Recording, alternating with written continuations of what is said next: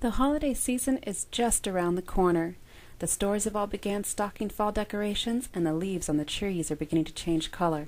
It won't be long now before your first festive holiday party. I'm going to share with you a recipe that my family has passed down for generations, so you'll know just what dish to bring.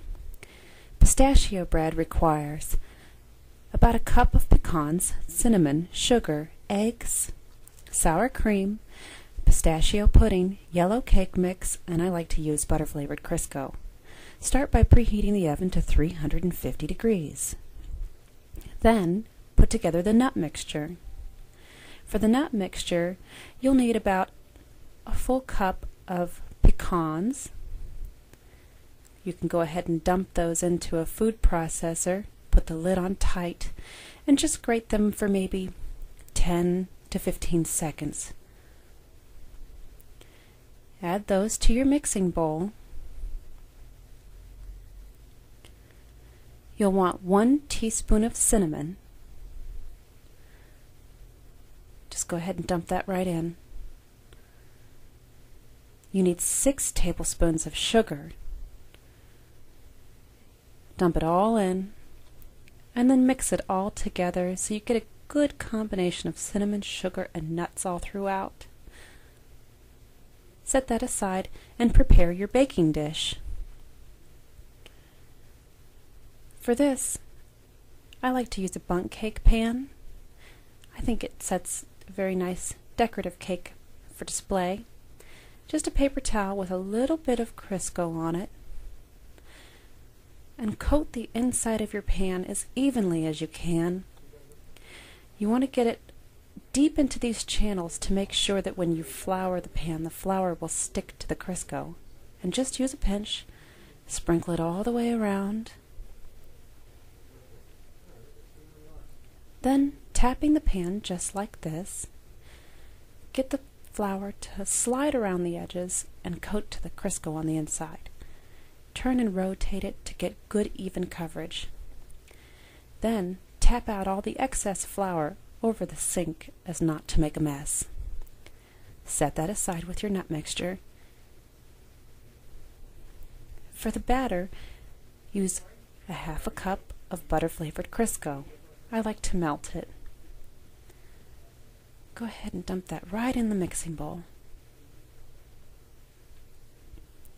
You'll need 4 medium-sized eggs. They don't need to be beaten, just dump them right in. You'll have just 1 package. I use instant Jell-O pistachio flavored pudding, but you're going to want to use the whole package. And 1 box of yellow cake mix. Any brand will do, but you're going to use the entire box.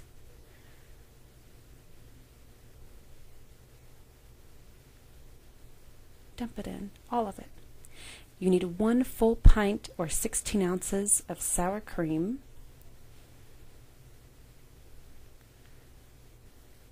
Just add that into your mixing bowl, along with the other ingredients.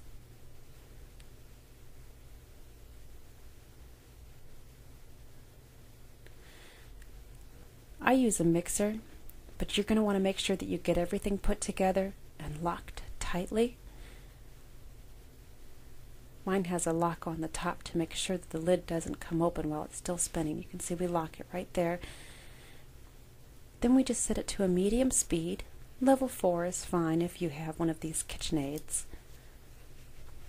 And let it blend until all the ingredients are creamy and smooth. I like to use a spatula to get all the batter off of the beater and back into the bowl. You're going to want all of your cake batter. It should look like this when it's all blended. It's a bright green color and very smooth. Now we're going to put the batter and nut mixture into the pan. Start with 1 layer of batter across the bottom. Use about half of the batch of batter. It'll just fill the bottom of the pan like this.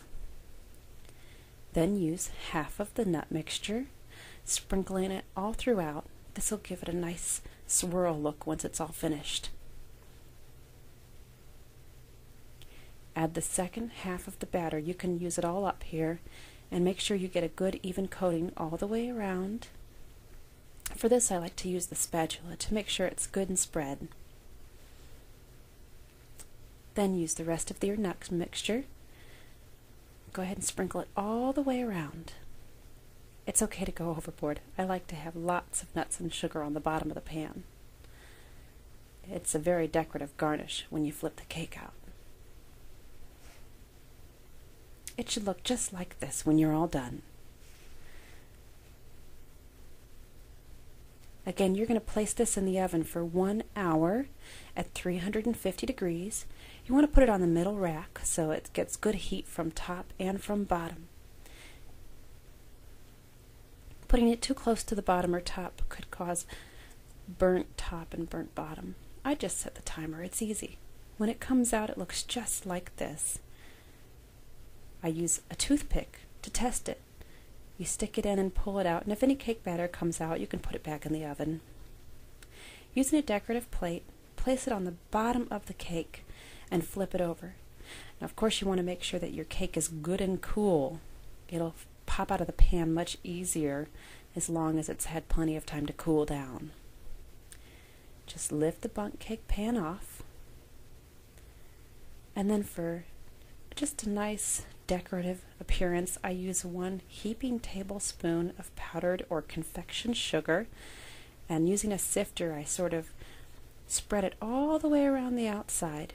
It gives it a really, I would say, a beautiful touch. So in the end, this is what your final product should look like.